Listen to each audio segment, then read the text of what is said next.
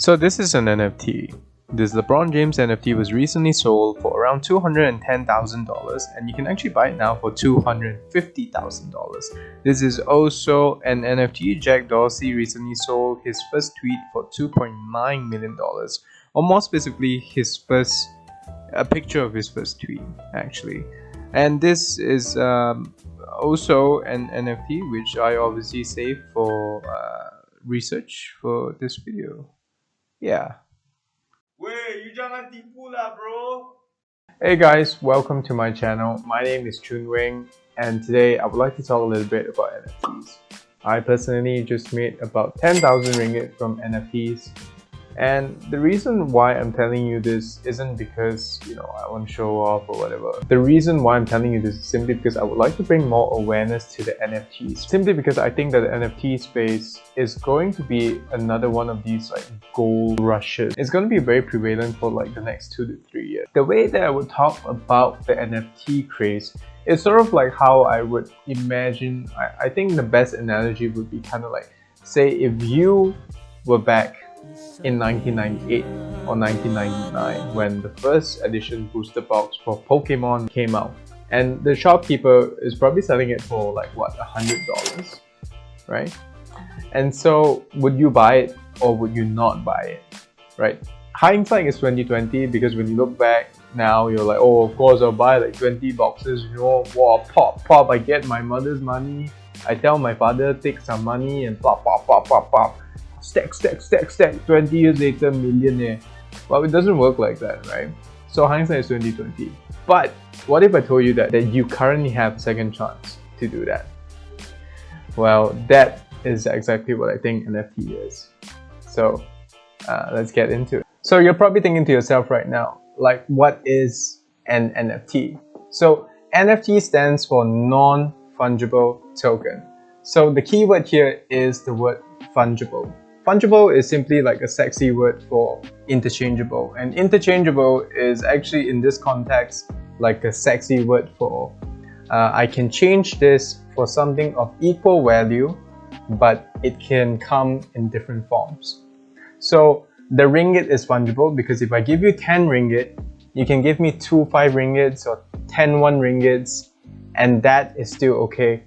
Because the value will be the same even though it comes in different forms. So therefore it is fungible. But if it is non-fungible, that would be something like a diamond. A diamond would be non-fungible because it's very hard for you to find 2 diamonds that are exactly the same, because there's probably something different between these 2 diamonds even though the size is the same. It might be in terms of the cuts, in terms of the color, in terms of everything else. So how exactly do you make or mint an NFT? I'm going to spare you the super nerdy details, but what you would do is to first issue a token by using a very popular blockchain provider. Usually you would use Ethereum, but more recently you've got rising stars like Polkadot, and then there's also Cardano actually. And then after that, all you have to do is to just attach a picture file or a video file or even a music file, and then you're pretty much done. So what exactly is giving NFT its value? There are 3 main points from my point of view. The first point is actually rarity. So most of the time these NFTs are going to actually just be minted once, and if the NFTs get minted more than once, the first one that was minted would probably be priced higher. I think it's just generally in human nature that we want to own things that are rare and are hard to get. It's I guess, why do people buy LV handbags? It's you can always just get one from Pasar Malam or something like that, but you're not going to do that. So the second point is due to its tracking technology. So with every single NFT, you can straight away tell who came out with this NFT and also the time and date that it was created. So that means you can't just randomly come up with an NFT and then say that, oh, this is my NFT now. It doesn't work like that, because people can tell who issued that NFT. So yeah, just something to keep in mind. So I think that for the third point, I think it will be a lot easier for me to explain it via a PowerPoint. For the third point, the most important thing that's giving it value is actually the automatic royalty technology. So imagine if I were to actually make an NFT So if I were to mint an NFT over here, this is me, and then I were to mint this NFT, and then after I mint this NFT, I decided that I should sell this NFT. So usually I would sell it on a platform like Rarible or OpenSea or something like that. So imagine if Ali over here were to actually buy my NFT. So he'll buy it over here, and then after a while, Ali might decide that what, I don't really like this NFT, right? This meme is dead. I don't understand why people still laugh at it. And then what's gonna happen is that Ali's gonna sell it for 100 ringgit, right? So Abu buys it from Ali, right? And then Abu pays him 100 ringgit, right? So because of the royalty setting that I put at 5%, what's gonna happen is that for every single transaction after I sell the NFT, I would actually be making about 5 ringgit worth, 5% of the transaction. So 5% of 100 ringgit is actually 5 ringgit. And so from this transaction, 5 ringgit would actually go to me over here. And then after that, Ali would be left with 100 minus 5. He'll be left with about 95 ringgit. And so that's how the automatic royalty technology works. And you can imagine how revolutionary this is, simply because of all the copyright issues that artists would use to face and things like that. And this would actually be a big game changer for sure. Let's get to the fun part now. So how have I been choosing my NFTs?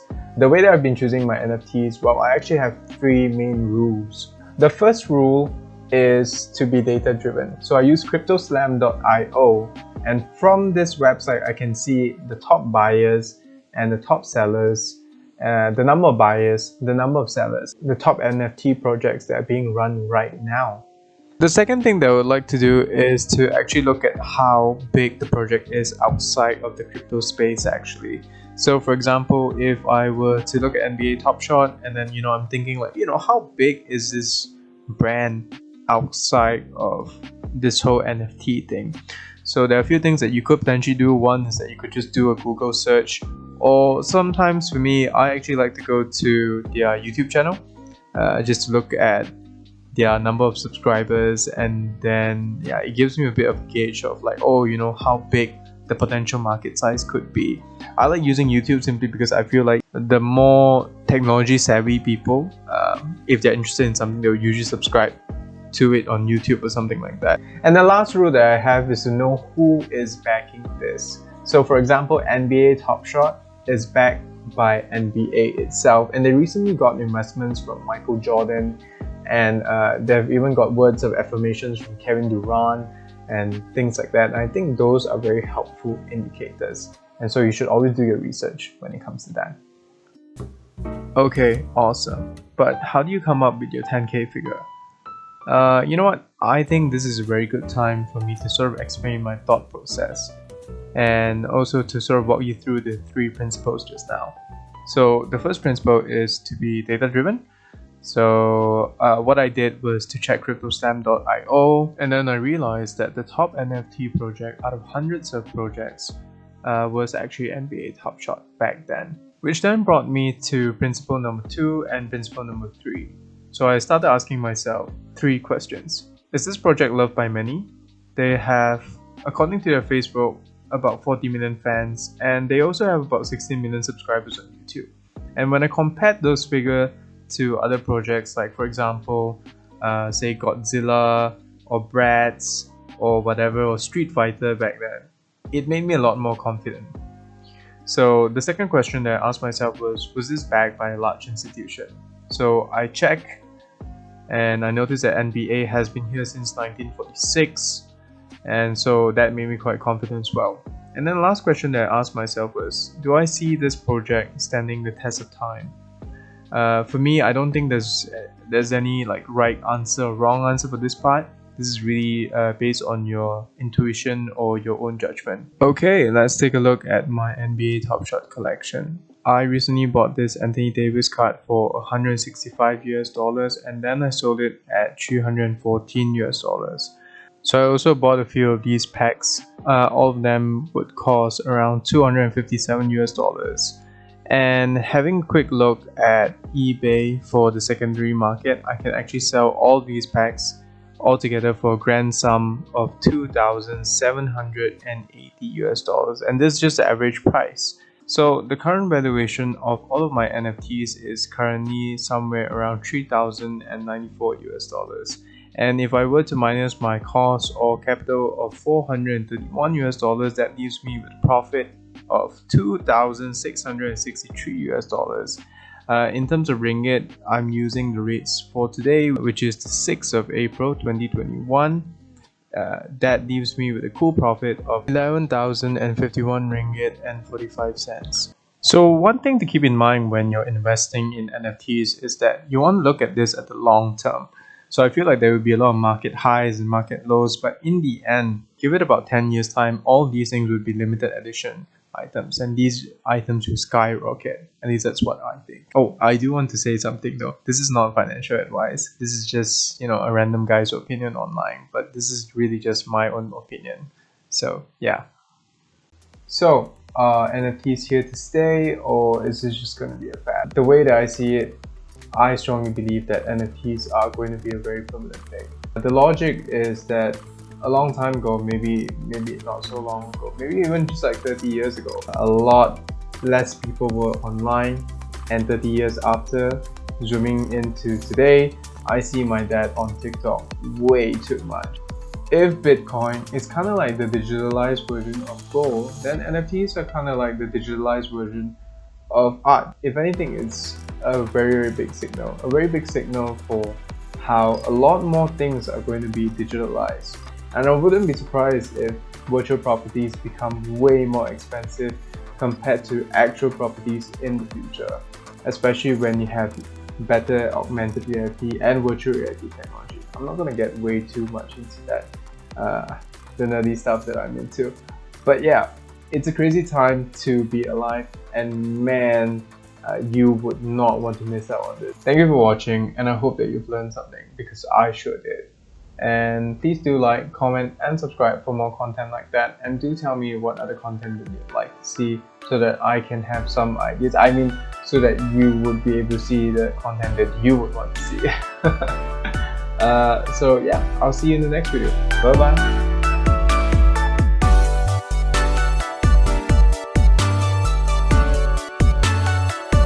If you really want me, right, you should chase after me. Yes, I mean like money. then like I want to get pampered. Yeah.